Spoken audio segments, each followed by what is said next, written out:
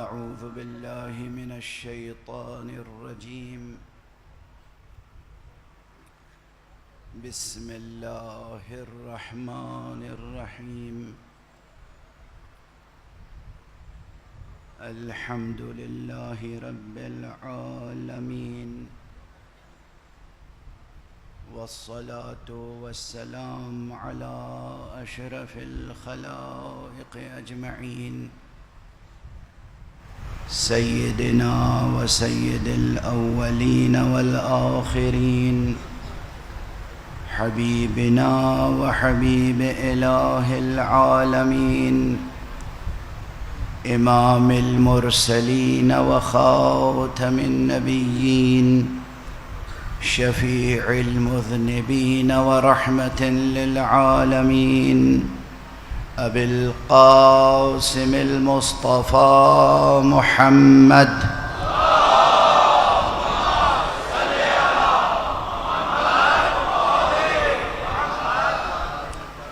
وعلى أهل بيته الطيبين الطاهرين الهداة المهديين المعصومين المظلومين، واللعنة الدائمة على أعداء الحق والدين. أما بعد، فقد قال الله تعالى عز اسمه في محكم كتابه ومتقن خطابه: بسم الله الرحمن الرحيم.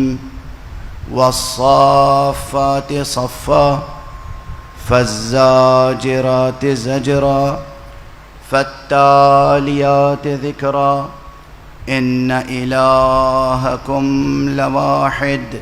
صدق الله العلي العظيم.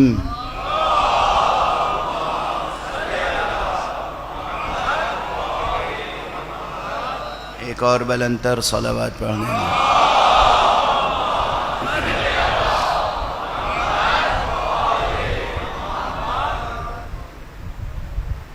برادران اسلامی، عزیزان ایمانی اور مسلمانان حسینی، جہاں تک بھی اس فقیر کی آواز پہنچ رہی ہے، اس نقطے کی طرف آپ سب کی توجہ مبذول کرانا چاہتا ہوں کہ پہلی محرم سے اب تک سورہ مبارکہ صافات کے ابتدائی آیات کی تلاوت کی سعادت حاصل کر رہا ہوں، اور اس میں جو عنوان گفتگو تھا وہ تھا امام حسین اور امت قرآن۔ اس ضمن میں بہت سے مطالب گزارش کرنے سے تعلق رکھتے تھے، لیکن آپ حضرات کی ذہانتوں پہ بھروسہ کر کے اور اس بات پر اعتماد کر کے کہ اس عشرہ اعظم میں تنہا میں ہی تھوڑی ذکر کر رہا ہوں،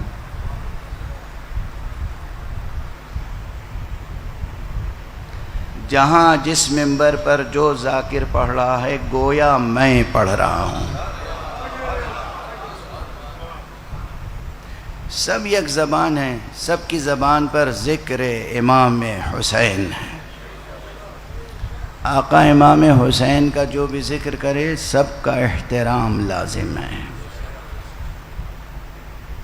تمام ذاکرین کا احترام لازم ہے، تمام نوحہ خانوں کا احترام لازم ہے، تمام سوس خان، مرثیہ خان، یہ جو چھوٹے چھوٹے بچے پڑھتے ہیں ان کا بھی ہاتھ چومنے کا جی چاہتا ہے۔ سلام ہو ان ماؤں کو، سلام ہو ان والدین کو، سلام ہو ان اساتذہ کو، سلام ہو ان بزرگوں کو جو ان بچوں کی تربیت ذکر حسین کے ساتھ کرتے ہیں۔ ہم جتنا بھی جتنی بھی فکر کریں، جتنا بھی سوچنے کی کوشش کریں، سمجھنے کی کوشش کریں،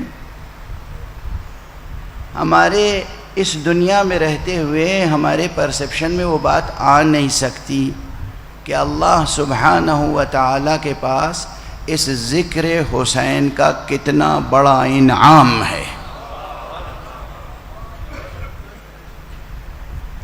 یہ خطیبانہ مبالغہ نہیں ہے،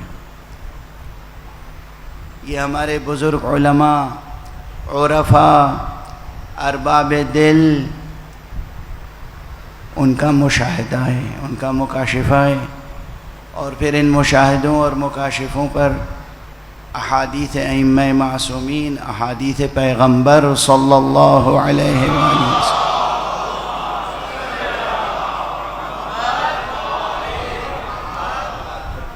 کی گواہیاں ہیں، اور خود قرآن مجید کی آیتوں کی تائیدات ہیں۔ بہت سی باتیں گزارش کر سکتا تھا، مگر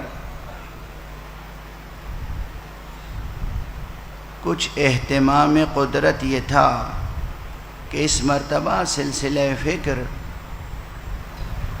اس جہت میں آگے بڑھتا گیا کہ ہم یہ گزارش کر سکے کہ ذہن انسانی کی تربیت ایسے کیجئے کہ وہ مادی اجرام و اجسام سے بلند ہو کر مجرد صفات کا تصور کر سکے۔ دیکھیے ان آیتوں میں دیکھیے والصافات صفا، فالزاجرات زجرا، فالتالیات ذکرا، اور پھر ایک دم سے آتا ان الہکم لواحد۔ بہت دقیق اور بہت عمیق گفتگو ہے، مگر بعض حضرات کا خیال ہوگا کہ شاید آج اس کی گنجائش نہیں ہے۔ میں یہ کہتا ہوں کہ ظرفیت اور قابلیت ہو تو ہر وقت گنجائش ہے، اور یہ فضائے مجلس اور یہ اشک عزا یہ تو خشک زمین کو اس طرح نرم بنا دیتی ہے، یہ فضا ایسا نرم، اتنا نرم بنا دیتی ہے، یہ اشک عزا ایسی زرخیزی پیدا کر دیتا ہے کہ اگر کہیں صلاحیت نہیں بھی ہے تو پیدا ہو جاتی ہے، اگر کہیں قابلیت نہیں بھی ہے تو پیدا ہو جاتی ہے۔ وہ مصرع بالکل درست ہے کہ ذرا نم ہو تو یہ مٹی بہت زرخیز ہے ساقی۔ آپ اپنے کو کسی سے کمتر نہ سمجھیں، حقیر نہ سمجھیں، آپ اپنے اسی مادی وجود کے ساتھ اگر آپ کلمہ توحید اشہد ان لا الہ الا اللہ، اس کلمہ توحید کی قدر و قیمت سمجھ لیں۔ سب سے پہلی دعوت جو سرکار رسالت مآب صلی اللہ علیہ وآلہ وسلم نے دی تھی وہ کیا تھی؟ قولوا لا الہ الا اللہ تفلحوا، لا الہ الا اللہ کہو اور فلاح پا جاؤ۔ جہاں تک آواز جا رہی، جتنے مسلمان سماعت فرما رہے ہیں، جتنے غیر مسلم سماعت فرما رہے ہیں، اس لیے کہ یہ جو غیر مسلم ہیں بعد میں غیر مسلم ہوئے ہیں، پیدا تو مسلم ہوئے تھے۔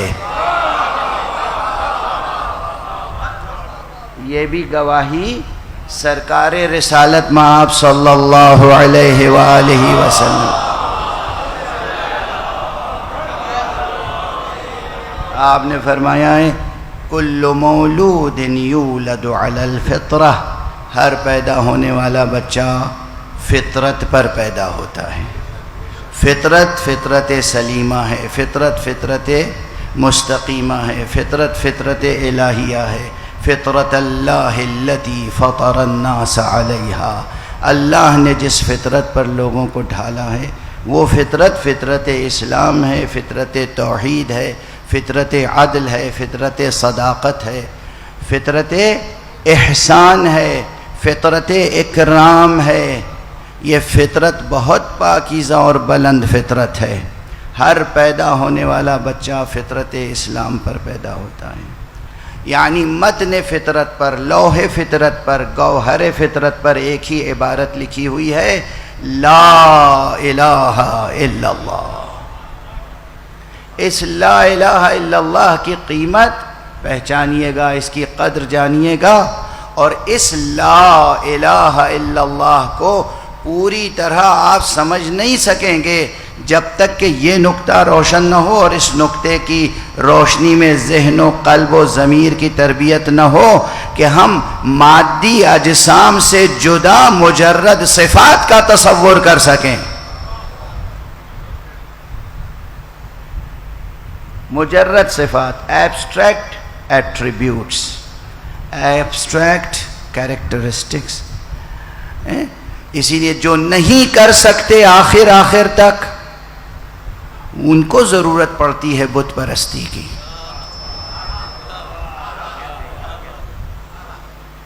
یہ کیوں زور دے رہا ہوں؟ یہ ایک بت بنا کے سامنے کیوں بیٹھ جاتے ہیں؟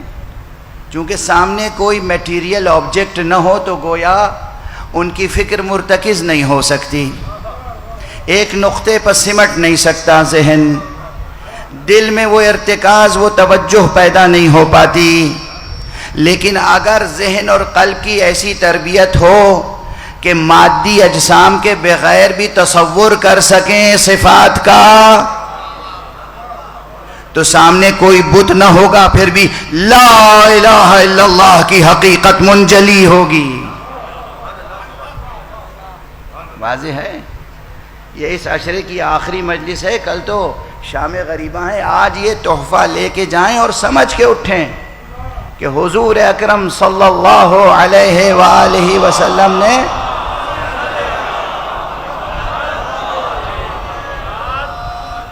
پہلی دعوت جو دی تھی، اور وہ خلاصہ اسلام و خلاصہ قرآن ہے، بلکہ خلاصہ جمیع صحف انبیاء اور جمیع کتب سماویہ ہے۔ آدم علیہ السلام سے لے کر، اور صرف یہ آدم ہمارے آدم نہیں، ہمارے اور آپ کے پانچویں امام محمد باقر علیہ السلام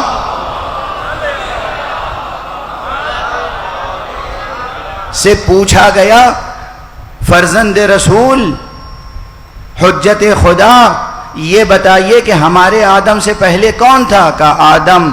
کہا ان سے پہلے کون تھا؟ کہا آدم۔ کہا ان سے پہلے کون تھا؟ کہا آدم۔ تمہیں معلوم نہیں ہمارے آدم سے پہلے 18,000 آدم گزرے ہیں۔ اب یہ 18,000 جو لفظ ہے نا، یہ بھی برسبیل حصر نہیں، برسبیل اظہار کثرت ہے، یعنی تسلسل قائم ہے اللہ کی مخلوقات کا۔ تو جب سے بھی سلسلہ خلقت کا ہے، اور انبیاء کا سلسلہ ہے، نبوت کا سلسلہ ہے، رسالت کا سلسلہ ہے، ولایت کا سلسلہ ہے، جتنے انبیاء کے صحیفے اور جتنی آسمانی کتابیں ہیں بشمول قرآن، سب کا خلاصہ ایک ہی فقرہ ہے، لا الہ الا اللہ۔ اس حقیقت کو سمجھیے اور اس کلمہ مبارکہ سے محبت کرنا سیکھیے۔ کلمے سے محبت کیسے ہوگی؟ جب آپ صرف مادی جسموں سے محبت کرنا سیکھیں گے، صرف مادی اجسام نہیں بلکہ مجرد صفات کا تصور کریں اور ذہن کو ایسا بنائیں مجرد صفات سمجھ سکیں، تبھی حقیقتاً امت قرآن میں شامل ہو سکیں گے۔ اب یہ مسلسل میں کہہ رہا ہوں کسی مقصد سے، اور ہزاروں صفحات کے مطالعے کے بعد نہ جانے کتنی آیتوں اور روایتوں کا خلاصہ ہے جو عرض کر رہا ہوں، تاکہ آپ کے ذہنوں میں، آپ کی مادری زبان میں، آپ کے لب و لہجے میں، آپ کے اسلوب میں محفوظ ہو جائیں۔ یہ بہت بڑی ریاضت ہے قلب کی اور ذہن کی، لیکن یہ ضروری ہے۔ صفتوں کو پہچاننا، ہمیشہ موصوف سے صفت پہچاننے کا طریقہ رائج ہوتا ہے زیادہ تر، لیکن یہ قرآن ہے، یہ اسلام ہے، یہ مکتب اہل بیت ہے جو صفتوں سے موصوف کو پہچانواتا ہے۔ اللہ کو براہ راست کوئی نہیں پہچان سکا. یہ حدیث کس لیے ہے؟ پیغمبر اکرم صلی اللہ علیہ وآلہ وسلم نے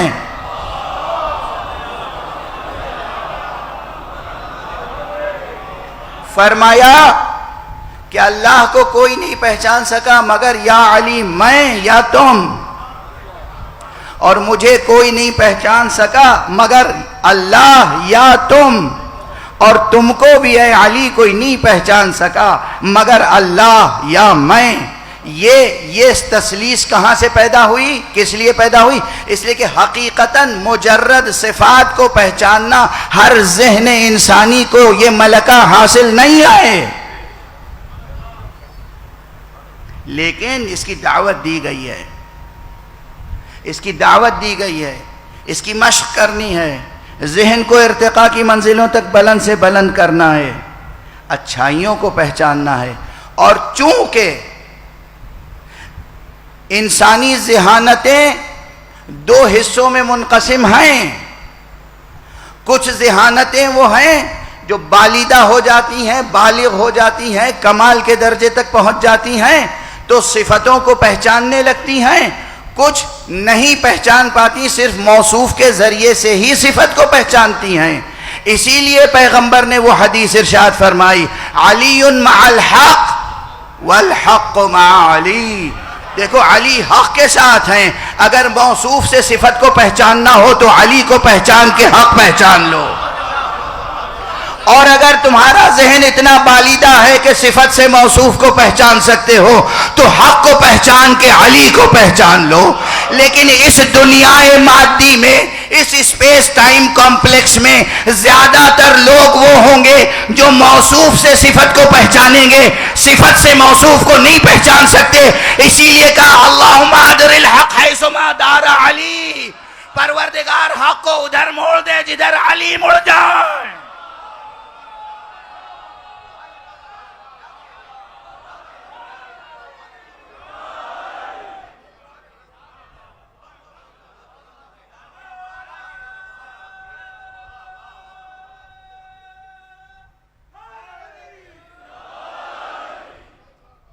جزاکم اللہ. سمجھ میں آئی بات؟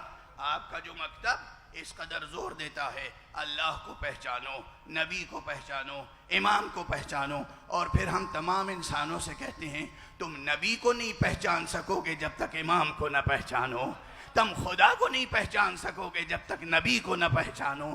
یہ جو سلسلہ ہے، یہ دونوں سلسلے بہت حقیقت کے حامل ہیں، علمی حقیقت ہے، حکیمانہ حقیقت ہے، فلسفیانہ حقیقت ہے، وجودی حقیقت ہے.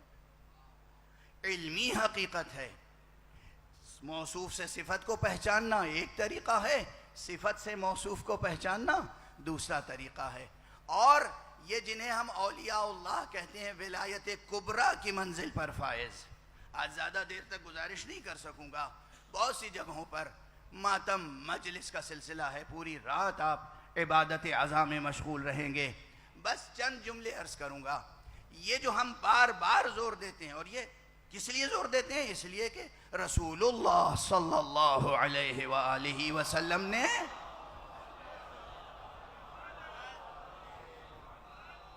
حدیثیں ارشاد فرمائی ہیں.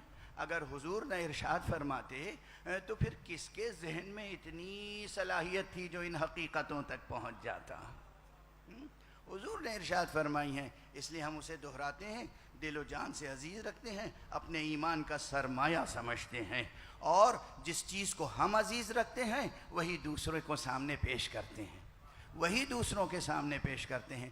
پورے عالم انسانیت کے لیے ہمارا جو یہ پیغام ہے، علی کو پہچانو، حسین کو پہچانو، پنجتن کو پہچانو، 12 امام کو پہچانو، 14 معصومین کو پہچانو، اور جب ان کو پہچان لوگے یہ بہترین وسیلہ ہیں، ان کے ذریعے سے خدا کو پہچان سکو گے. ہم سب کا مقصد ایک ہے، منزل ایک ہے، ملجا ایک ہے، ماوا ایک ہے، منتہا ایک ہے، وہ ہے ذات کبریا، ذات حق. ہم سب کو اللہ کی بارگاہ میں پہنچنا ہے، ہم سب کو اللہ کی معرفت حاصل کرنی ہے، ہم سب کو اللہ کی عبادت کرنی ہے. خدا کے علاوہ کسی کی بھی عبادت زینہار ہرگز ہرگز غیر خدا کے سامنے پیشانی نہ جھکے، اللہ کے سوا کسی کو سجدہ بندگی نہ کرنا، سجدہ عبودیت نہ کرنا۔ تمہارے پاس چاہے جتنی دولت ہو، تمہارے پاس چاہے جتنی طاقت ہو، تمہارے پاس چاہے جتنی صلاحیت ہو، تمہاری نگاہ میں چاہے دنیا کا بلند سے بلند، کائنات کا، موجودات کا بلند سے بلند نمونہ کیوں نہ ہو، اسے سجدہ نہ کرنا۔ سجدہ کرنا تو صرف خدا کو کرنا۔ یہ بھی تہذیب کس نے سکھائی ہے ہمیں؟ کس نے سکھائی ہے یہ تہذیب؟ یہ شعور بالیدہ کس نے کیا؟ کتنی ہی مصیبتیں پڑیں، ایک یہ کہ مقام شکر ہے، شکر ادا کرنا چاہتے ہیں، ایک یہ ہے کہ مقام خوف ہے، پناہ لینا چاہتے ہیں، کسی سے بھی مدد نہ لینا سوائے خدا کے، کسی کے آگے سجدہ نہ کرنا سوائے خدا کے۔ کس نے سکھایا یہ؟ یا محمد نے سکھایا صلی اللہ علیہ وآلہ وسلم۔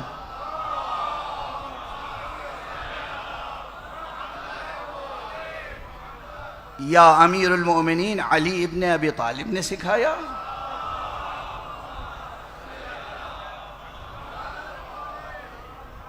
یا حسین نے سکھایا؟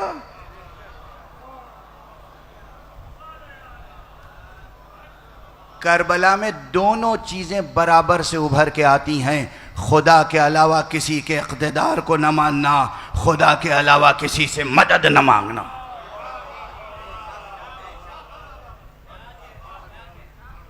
آج اگر یہ شب عاشور ہم نے اپنا عقیدہ درست نہیں کیا، اپنا ایمان درست نہیں کیا، اپنے عمل کا صحیح طریقہ نہیں درست کیا، صحیح طریقہ نہیں سیکھا، تو پھر کوئی اور شب نہیں آئے گی جس میں آپ تعلیمی لحاظ سے، تربیتی لحاظ سے سیکھ سکیں۔ نظریاتی اعتبار سے بہت سی، ہر رات بیٹھ کر آپ نظریاتی بحثیں کرتے رہیں، مگر عملی جہت سے آج کی رات بہت غور طلب ہے۔ کون سی رات ہے؟ عاشور کی رات ہے۔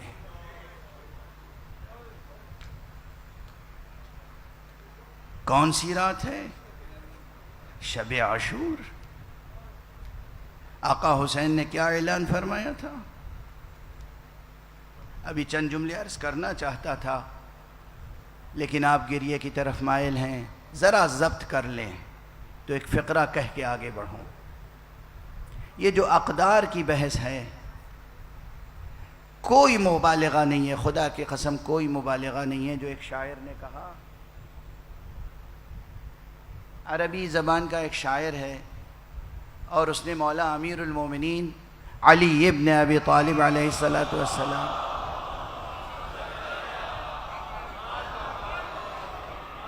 کی شان میں ایک قصیدہ کہا ہے۔ اس قصیدے کا صرف ایک مطلع، صرف 2 مصرے پڑھ رہا ہوں۔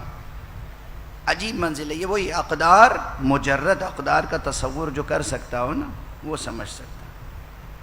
کہا ہے کہ ہا علی بشر کیف بشر، غور تو کرو، دیکھو تو صحیح، توجہ تو کرو، التفات تو حاصل ہو۔ ہا علی بشر کیف بشر، دیکھو یہ علی بشر ہے مگر کیسا بشر۔ یہ ہے تو شعر مگر نری شاعری نہیں ہے، بڑی معرفت کی بات ہے۔ ہا علی بشر کیف بشر، دیکھو یہ علی ہے بشر مگر کیسا بشر ہے۔ ربہ فیہ تجلی وظہر، اس کا رب اس کے اندر تجلی کر رہا۔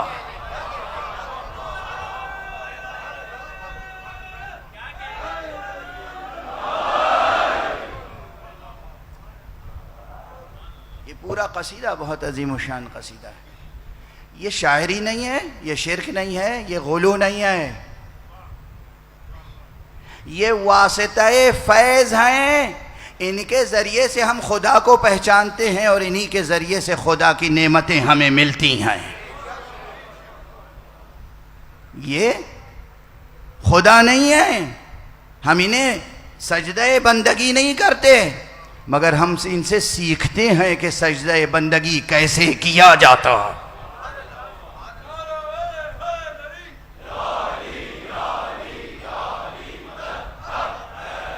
اور کیسی ہی مشکلیں ہوں مگر غیر خدا سے مدد نہیں لی جاتی، مدد بھی خدا سے لی جاتی، مدد بھی خدا سے لی جاتی ہے۔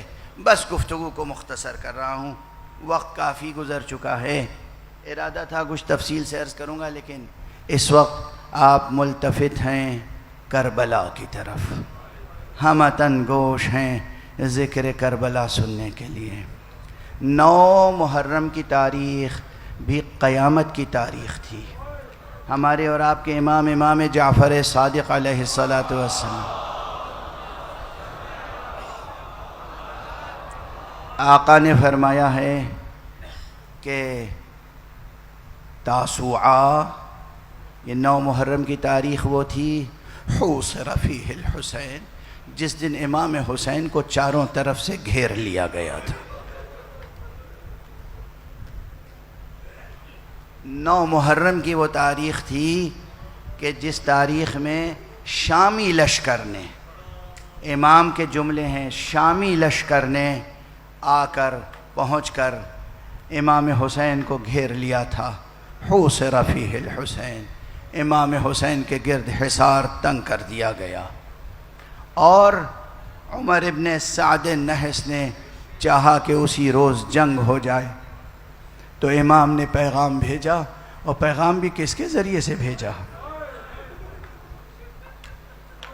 آپ سنتے رہتے ہیں، بس آپ کی یاد کو تازہ کرنا ہے، بس ایک اشارہ ہے۔ کربلا میں خود امام حسین تو گویا رسول اللہ کی جگہ تھے،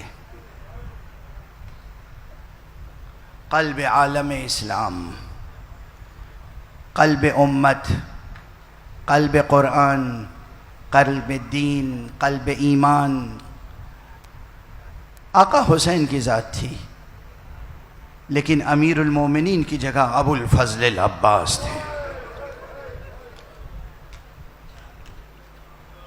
ابو الفضل العباس کی شجاعت، آقا ابو الفضل العباس کی بہادری، آپ کا جوش، آپ کا جذبہ، 2 محرم سے جنگ کرنے کے لیے تڑپ رہے تھے حضرت عباس۔ 2 محرم کو جب خیمے لگانے کی باری تھی اور دشمن آڑے آئے تو جناب زہیر ابن قین کو جلال آیا، حضرت امام حسین نے فکر کی کہ اگر عباس کو بھی جلال آ گیا تو قیامت ہو جائے گی، اس لیے حضرت امام حسین نے 2 محرم ہی کو حضرت عباس کو راضی کرنے کے لیے جناب زینب کا سہارا لیا تھا۔ بہن زینب، بھیا عباس سے بلا کے کہہ دو ہم اپنی طرف سے جنگ نہیں شروع کرنا چاہتے، ہم اپنی طرف سے آغاز نہیں کرنا چاہتے۔ جناب عباس کی شجاعت پر گویا پہرے بٹھا دیے، ہر روز موقع تھا، دشمنوں کی طرف سے کوئی نہ کوئی ایسی بات ہوتی تھی کہ آقا عباس جنگ کر سکتے تھے، یعنی جنگ کرنے کا جواز موجود تھا، مگر پھر بھی سرکار سید الشہداء اپنی طرف سے جنگ کا آغاز نہیں کرنا چاہتے تھے، بار بار عباس کو بٹھا دیتے تھے۔ روز عاشورہ بھی جناب عباس کو جنگ کرنے کی پوری اجازت کہاں دی تھی؟ سب باتیں آپ کے سامنے ہیں، اس لیے اس جملے کو آپ سمجھ سکتے ہیں کہ جب 9 محرم کو لشکر خیمے سے قریب آ گیا، سب کی تلواریں نیاموں سے باہر تھیں، نیزے بلند تھے ہاتھوں میں، لگ رہا تھا بس یہ حملہ کرنا چاہتے ہیں، تو جناب ابو الفضل تشریف لائے آقا ابو عبداللہ کے پاس اور جملہ کہا، مولا دشمن نے حملہ کر دیا ہے، دشمن خیمے کے قریب آ گئے ہیں، وہ ہم سے لڑنا چاہتے ہیں۔ اور اس وقت آقا امام حسین نے فرمایا، عباس تم جانتے ہو مجھے نماز سے کتنا عشق ہے، انی احب الصلاة وقراءة القرآن، میں نماز سے محبت کرتا ہوں، میں قرآن کی تلاوت سے، تلاوت القرآن، قرآن کی تلاوت سے مجھے عشق ہے۔ جاؤ یہ ہماری زندگی کی آخری رات ہے، عباس جا کے ان سے شب بھر کی مہلت لے لو۔ اللہ اکبر، اللہ اکبر۔ حسین جیسا شجاع، عباس جیسا شجاع، قدرت الہیہ کے مظاہر ہیں یہ، اور لئیم بزدل دشمن سے مہلت لے رہے ہیں تو نماز کی خاطر۔ کیا اس حقیقت میں پیغام ہمارے لیے نہیں ہے؟ آپ کے لیے نہیں ہے؟ پوری امت کے لیے نہیں ہے کوئی پیغام؟ پورے عالم انسانیت کے لیے کوئی پیغام نہیں ہے؟ نماز پڑھنے کے لیے مہلت لے رہے ہیں، اللہ کی کتاب کی تلاوت کرنے کے لیے مہلت لے رہے ہیں، خدا کو گواہ کر کے کہہ رہے ہیں پروردگار تو گواہ ہے کہ اس حسین کو تیری نمازوں سے کتنا عشق ہے، تیری کتاب سے کتنا عشق ہے۔ جاؤ عباس جاؤ، ایک شب کی مہلت لے لو۔ یہ ایک شب کی مہلت جو لی ہے شب عاشور، امام حسین علیہ السلام نے یہ عبادت کی، شب بھر عبادتیں بھی ہوئیں، نمازیں پڑھی گئیں، تلاوت ہوئی، استغفار کا سلسلہ رہا، ذکر الہی، حمد الہی، تہلیل و تسبیح و تمجید الہی کا سلسلہ رہا۔ دشمن گواہ ہیں، دشمنوں کی زبانی سے منظر نگاری ہوئی ہے کہ کس طریقے سے خیام حسینی سے ذکر خدا کی آوازیں بلند ہوتی تھیں۔ اس طرف دوسرے لشکر میں آلات طرب کی آوازیں سنائی دے رہی تھیں، نغمہ و سرود کی آوازیں سنائی دے رہی تھیں، ساز عشرت کی آوازیں سنائی دے رہی تھیں، اور ادھر نماز اور ذکر و تلاوت کی آوازیں تھیں۔ یہ کم بیان کیا جاتا ہے لیکن کتابوں میں موجود ہے اور اہم ہے۔ ایک دو نہیں، بہت سے افراد رات میں، اس رات میں دشمن کی فوج سے آقا حسین کی طرف آئے ہیں۔ آپ صرف ایک حر کا تذکرہ سنتے ہیں، تاریخ پڑھیے گا، آپ صرف ایک حر کا تذکرہ سنتے ہیں، نہیں، بہت سے افراد ادھر سے ادھر آئے، اس لیے کہ ان کو بتایا کچھ اور گیا تھا، ان سے کہا گیا تھا خارجی نے خروج کیا ہے، لیکن جب انہوں نے غور کیا یہ کون ہیں؟ یہ تو نمازیں پڑھ رہے ہیں، یہ تو تلاوت کلام پاک کر رہے ہیں، یہاں تو اللہ کا ذکر ہو رہا ہے۔ نادم ہوئے، شرمندہ ہوئے، قریب آ کے خیام حسینی سے کان لگا کے سنتے تھے یہ کیا کر رہے ہیں، اور جب ذکر خدا سنتے تھے منقلب ہو جاتے تھے۔ بہت سے افراد لشکر حسینی میں شامل ہوئے، اور حر جب پوری رات گزر گئی صبح عاشور آ کے لشکر حسینی میں شامل ہوئے۔ یہ سب آپ سنتے رہتے ہیں۔ یہ شب عاشور قیامت خیز رات تھی مگر ہدایت خیز رات بھی تھی۔ اس شب عاشور کا تذکرہ قیامت تک لوگوں کو ہدایت دیتا رہے گا۔ جو نہیں جانتے حسین کون تھے اور کس لیے کھڑے ہوئے تھے، وہ شب عاشور کے تذکرے صرف پڑھ لیں تاریخ میں تو انہیں ہدایت حاصل ہو جائے گی۔ امام نے خطبہ دیا تو کیا خطبہ دیا، پھر امام نے اپنے اصحاب سے گفتگو کی، کیسی گفتگو کی؟ اصحاب نے امام سے اگر تجدید بیعت کی اور تجدید عہد وفا کی تو کس طرح سے کی، کن لفظوں میں کی؟ ہر فقرے میں تاریخ کے ایک درس پوشیدہ ہے، اسے غور سے پڑھنے، سمجھنے اور عام کرنے کی ضرورت ہے۔ اس کیفیت سے شب عاشور گزری، اور یہ سب آپ سنتے رہتے ہیں۔ آقا حسین نے ایک مرتبہ جو چراغ جل رہا تھا اسے گل کر دیا۔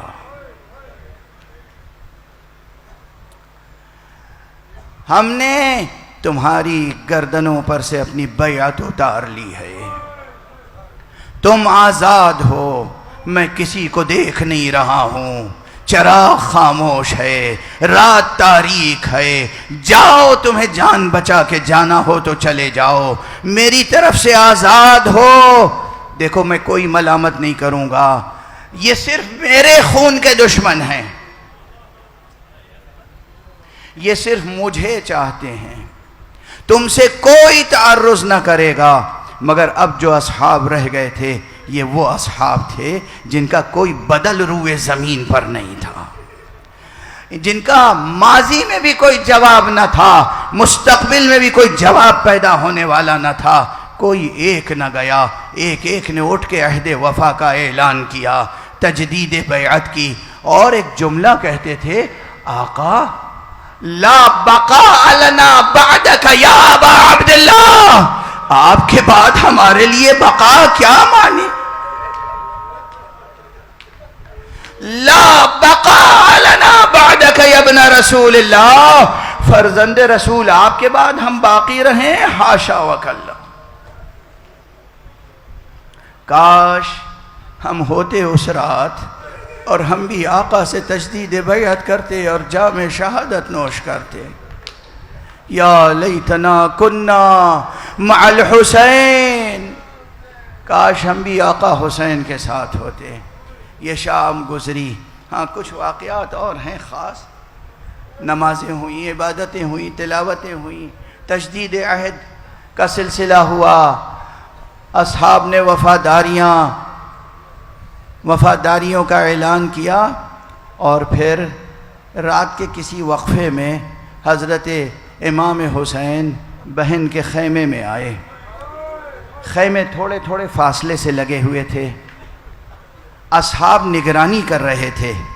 کچھ اصحاب تھے جو قدم بقدم آقا حسین کے ساتھ رہتے تھے، کہیں رات کی تاریکی میں کوئی دھوکے سے میرے آقا پہ حملہ نہ کر دے۔ آقا حسین جب جا رہے تھے، ساتھ میں حبیب ابن مظاہر تھے۔ آقا حسین خیمے میں چلے گئے اور حبیب ابن مظاہر خیمے سے ذرا فاصلے پہ کھڑے ہو گئے۔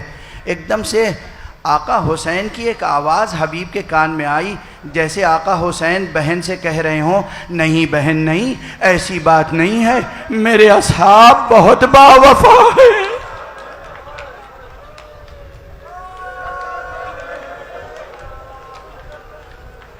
حبیب کو خیال ہوا جیسے زینب کو یقین نہیں ہے اور آقا حسین یقین دلا رہے ہیں۔ حضرت حبیب آئے اصحاب کے پاس، قیامت ہو گئی۔ کہا کیا ہوا؟ کہا ایسا لگتا ہے میرے مولا علی کی بیٹی زینب کو ہماری وفا پر یقین نہیں۔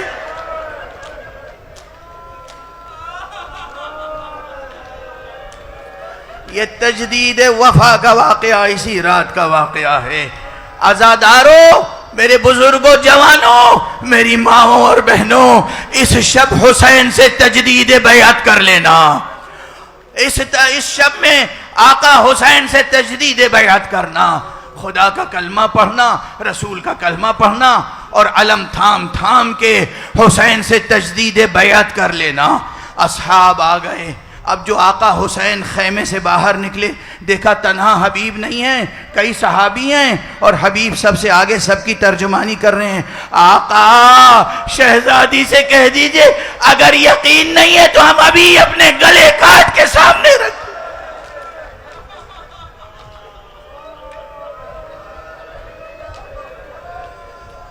اجرکم علی اللہ، اجرکم علی اللہ۔ یہ سب تذکرے صرف سننے کے لیے نہیں ہیں، سنیں، گریہ کریں، آنسو بہائیں، لیکن ساتھ ساتھ اپنے اندر یہ جذبہ پیدا کریں، آقا حسین کا ایک فرزند پردہ غیب میں ہے، آخر اس پردہ غیب سے باہر کیوں نہیں تشریف لا رہے ہیں؟ اللہ کیوں نہیں اذن عطا فرما رہا ہے؟ آپ سوچئے کہ جیسے ادھر حبیب اور اصحاب ہیں، ادھر زینب اور حسین ہیں، بیچ میں ایک پردہ ہے نا، وہ پردہ خیمے کا ہے، یہاں غیبت کا پردہ ہے۔ ادھر ہمارا امام ہے، ادھر ہم کھڑے ہیں۔ اتنا یقین دلا دو اپنی وفا پر۔ عزیزو، جوانو، اتنا یقین دلا دو۔ یقین کیسے دلاؤ گے؟ مقام مصائب ہے، مگر اس آواز کی طرف لبیک کہو جو تمہیں آقا حسین کی طرف بلانے والی آواز ہے۔ اس امام پر، اس مرجع تقلید پر، اس مجتہد پر، اس فقیہ پر، اس رہبر پر آواز پہ آواز دو، لبیک کہو۔ آپ اگر حسین کی طرف بلا رہے ہیں تو ہم دل و جان سے حاضر ہیں، آپ اگر مہدی کی طرف بلا رہے ہیں تو ہم دل و جان سے حاضر ہیں۔ اسی کا نام ہے، اسی کا نام ہے تجدید عہد وفا۔ بات سمجھ میں آ رہی ہے؟ ہم تو اس کے وفادار ہیں جو حسین کی طرف بلائے، ہم اس کے وفادار ہیں جو اہل بیت کی طرف بلائے۔ ذہنوں کو صاف کر لیں، دلوں کو پاک کر لیں، اوہام کا شکار نہ ہو، سازشوں کا شکار نہ ہو، ایک رہبری کے تحت عزائے حسین میں منہمک رہیں اور عہد وفا قائم کریں امام غائب سے، امام مہدی سے، جن امام کا تذکرہ آقا حسین نے روز عاشور کیا ہے، جس امام کا تذکرہ امام سید سجاد نے قید خانے میں کیا اور دربار یزید میں کیا ہے۔ بس گفتگو تمام کر رہا ہوں۔ مسلسل آپ مصائب پڑھ رہے ہیں، آپ ماتم کے لیے بے چین ہیں، آپ شبیہوں کو دیکھنے کے لیے بے چین ہیں۔ شبیہیں اسی لیے ہوتی ہیں تاکہ غم زندہ رہے اور ان ایک ایک شبیہ کو تھام کر آپ تجدید عہد وفا کر سکیں۔ ہم شبیہوں کی عبادت نہیں کرتے، جو ہمیں بدنام کرتے ہیں وہ خود بد ہیں۔ ہم شبیہوں کی عبادت نہیں کرتے، ہم شبیہوں کو سجدہ نہیں کرتے، مگر یہ شبیہیں اس لیے سجاتے ہیں تاکہ یہ شبیہیں ہمارے جذبات کا رشتہ امام سے جوڑ دیں، معصوم سے جوڑ دیں، کربلا والوں سے جوڑ دیں۔ ہم ان شبیہوں کو تھام کر علم کو بوسہ دے کر، گہوارے کو بوسہ دے کر، تابوت کو بوسہ دے کر ہم اپنی جذبات کو مہمیز کرتے ہیں، آقا امام زمانہ کے ساتھ تجدید عہد و وفا کرتے ہیں۔ یاد رکھیے گا، اس سے زیادہ اور کوئی حقیقت نہیں ہے۔ حقیقت ہے تو امام معصوم کی، جو خدا سے ہمیں جوڑتا ہے۔ بس پیغام سمجھنے والوں کے لیے یہ الفاظ کافی ہیں۔ شب عاشور گزری، صبح عاشور نمودار ہوئی، صبح عاشور نمودار ہوئی تو اذان اکبر سے آغاز ہوا۔ صبح عاشور اذان اکبر سے آغاز ہوا۔ امام حسین کے لشکر میں ایک مستقل مؤذن تھے جن کا نام تھا حجاج ابن مسروق، لیکن اس دن امام نے ان کو روک دیا، کہا آج تم اذان نہ دو، اور بیٹے کو آواز دی، بیٹا علی اکبر۔ حضرت علامہ آیت اللہ العظمیٰ شیخ کاشف الغطا نے اپنے مقتل میں اسے لکھا ہے، اس لیے میں پڑھ رہا ہوں۔ لوگ سمجھتے ہیں کہ یہ صرف شاعروں کے ذہن کی تخلیق ہے، یہ صرف ذاکروں کے ذہن کی تخلیق ہے۔ نہیں، ایک مجتہد فقیہ ذمہ دار رجالی محقق نے لکھا کہ روز عاشوراء امام حسین نے اپنے بیٹے علی اکبر کو آواز دی، علی اکبر آج تم اذان دے دو، اس لیے تاکہ آواز محمد گونج جائے فضا میں، ایک مرتبہ ایمان کو تازہ کرنے کے لیے لوگ سن لیں محمد رسول اللہ کی آواز۔ حضرت علی اکبر نے اذان دی، آقا نے نماز پڑھائی۔ ابھی نماز تمام نہیں ہوئی تھی کہ دشمن کی طرف سے تیروں کا سلسلہ شروع ہو گیا، تیروں کی بارش ہوئی، جنگ کا آغاز ہو گیا۔ اب جنگ نہیں پڑھنی ہے مجھے اور دوسرے تمام اصحاب کی شہادت نہیں پڑھنی ہے، میں تو بس ایک آخری بات عرض کرنا چاہ رہا ہوں۔ ایک ایک صحابی کو، ایک ایک انصار کو امام حسین نے بارگاہ الہی میں پیش کیا، پھر بنی ہاشم میں سے ایک ایک فرزند کو پیش کیا۔ ابو طالب کا لہو کربلا میں بہہ رہا ہے، علی ابن ابی طالب کا لہو بہہ رہا ہے، حسن مجتبیٰ کا لہو بہہ رہا ہے، فاطمہ زہرا کا، پیغمبر کا لہو کربلا میں بہہ رہا ہے۔ کربلا کی سرزمین لہو لہان ہے۔ جب چھماہے کو بھی اللہ کی بارگاہ میں پیش کر چکے تو اب کوئی نہیں تھا، آقا حسین نے کمر باندھی اور میدان قتال کی طرف چلے۔ زینب دیکھ رہی ہیں، بھیا خدا حافظ، ام کلثوم کی زبان پر ہے بھیا خدا حافظ۔ بس خیمے میں جب رخصت کے لیے آئے تھے، رخصت آخر کے وقت، تو ایک بات یہ ضرور ذکر کی جاتی ہے اور ذکر کی جانی چاہیے۔ تمام بیویوں سے ملنے کے بعد اس خیمے میں تشریف لائے جہاں حضرت علی ابن الحسین زین العابدین تھے، غشی کا عالم تھا۔ جناب امام حسین آ کے تشریف فرما ہوئے، جناب زینب نے شانہ ہلایا، بیٹا سید سجاد آنکھیں کھولو، بابا تم سے ملنے آئے ہیں۔ آقا سید سجاد نے آنکھیں کھولی، ایک مرتبہ ادھر دیکھا، اس طرف دیکھا، کہا پھوپھی اماں بابا کہاں ہیں؟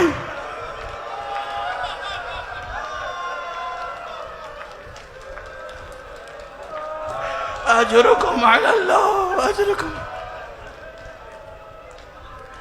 سر سے پیر تک آقا حسین ایسے خون میں نہائے ہوئے تھے، اتنے زخم تھے، عبا و قبا و عمامہ ایسا پارا پارا تھا، بیٹا پہچان نہیں پا رہا ہے۔ اور ایک سبب اور تھا، اس لیے کہ کبھی آقا حسین کو تنہا نہیں دیکھا تھا اس ماحول میں. آقا حسین جب آتے تھے ساتھ میں علی اکبر ہوتے تھے، قاسم ہوتے تھے، اون و محمد ہوتے تھے، عباس ہوتے تھے. ایک مرتبہ جب دیکھا تنہا ہیں اور سر سے پیر تک لہو لہان، کہا پھوپھی اماں بابا کہاں ہیں؟ کہا یہ بابا بیٹھے ہیں. اور آقا حسین نے کہا بیٹے سید سجاد،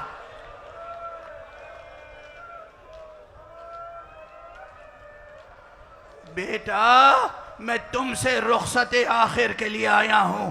سید سجاد نے کہا بابا علی اکبر کہاں ہے؟ کہا قد قتل، بیٹا قتل ہو گئے.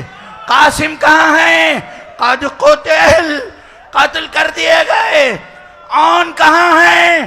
قد قتل، قتل کر دیے گئے.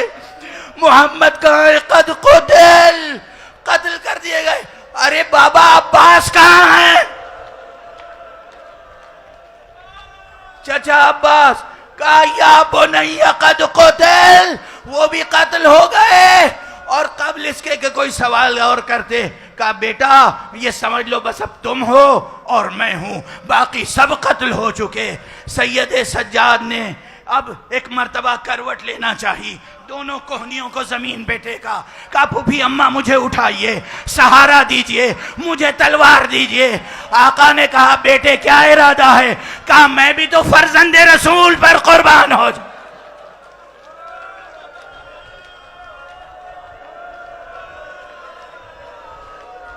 مسلمانوں سنو، اہمیت فرزند رسول کی ہے. فرزند رسول یہ نہیں کہہ رہے میں بابا پہ قربان ہو جاؤں.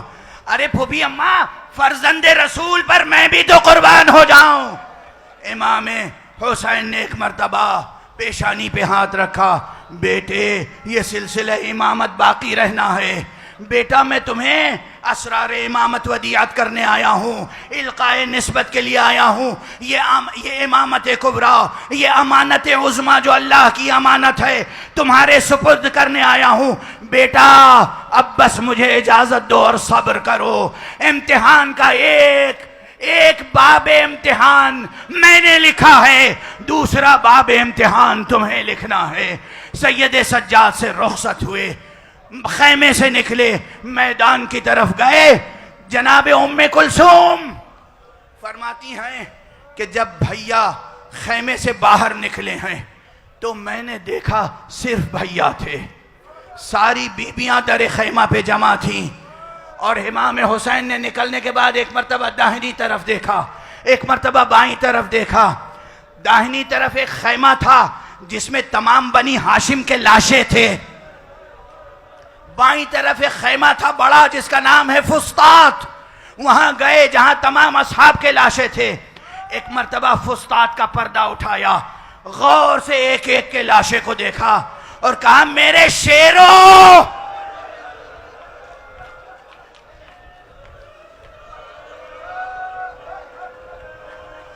تم نے خوب جنگ کی، جہاد کیا، اب دیکھو حسین جا رہا. بلند آواز سے گریہ کیا، بلند آواز سے گریہ کیا. حسین نے گریہ کیا، اپنے اصحاب کو یاد کیا.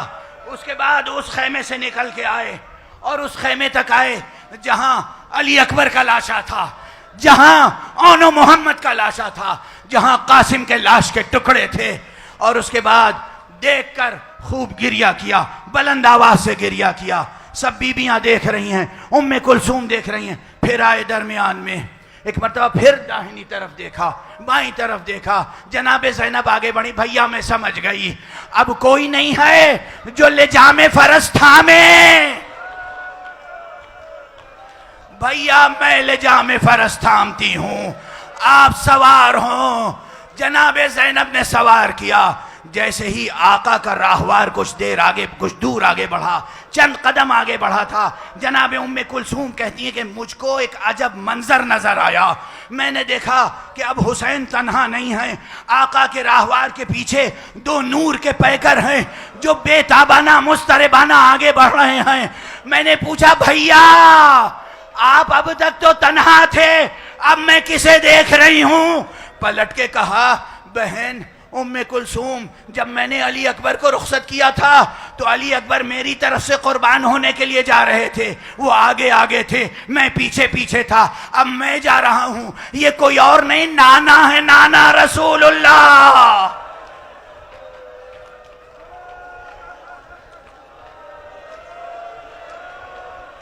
یہ نانا ہے رسول اللہ، یہ بابا ہیں علی مرتضیٰ، یہ اپنی طرف سے مجھے اللہ کی راہ میں بھیج رہے ہیں۔ بس آخری جملہ، وہ زینب قتل میں ذبح کا منظر، قتل کا منظر، شہادت کا منظر اب آج اس وقت نہیں پڑھ سکوں گا، میرے بعد اللہ سلامت رکھے ان نوحہ خانوں کو یہ پڑھیں گے، نوحے پڑھیں گے، ماتم کیجئے گا۔